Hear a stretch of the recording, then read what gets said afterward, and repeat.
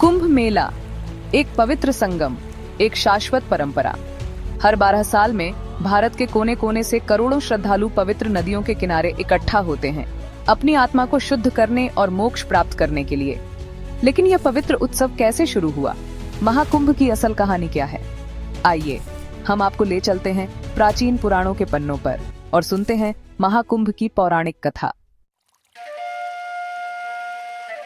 महाकुंभ की कथा हमारे पुराणों में गहरे रूप से समाई हुई है। इसकी शुरुआत होती है समुद्र मंथन से, जो कि देवताओं और दैत्यों द्वारा किया गया था। समुद्र मंथन के माध्यम से वे अमृत प्राप्त करने की कोशिश कर रहे थे, जिससे उन्हें अमृता मिल सके। यह वही अमृत है जो महाकुंभ के दौरान पवित्र नदियों में गिरा। जब देवता और दानव समुद्र मंथन कर रहे थे तो कई रत्नों का जन्म हुआ। इन रत्नों में से एक रत्न था अमृत। अमृत के अमूल्य कलश को लेकर देवता और दानवों के बीच युद्ध शुरू हो गया। इस युद्ध के दौरान अमृत कलश को भगवान विष्णु ने अपने वाहन गरुड़ पर रखा और उसे कहीं सुरक्षित स्थान पर ले जाने का प्रयास किया। इस दौरान भगवान विष्णु ने अमृत कलश को 4 स्थानों पर रख दिया।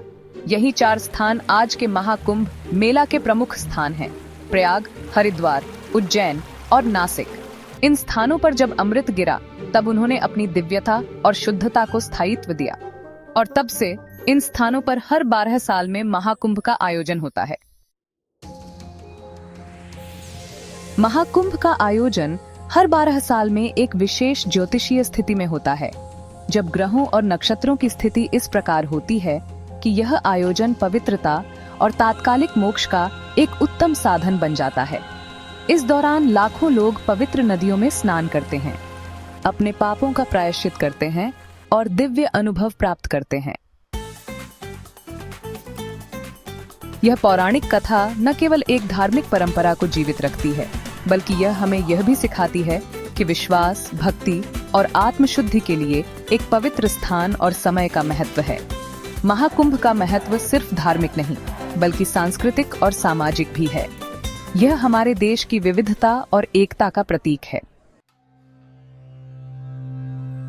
महाकुंभ की पौराणिक कथा हमें यह सिखाती है कि दिव्यता के पथ पर चलने के लिए हमें एक साथ आना पड़ता है और समय का उपयोग अपने आत्मा को शुद्ध करने के लिए करना पड़ता है।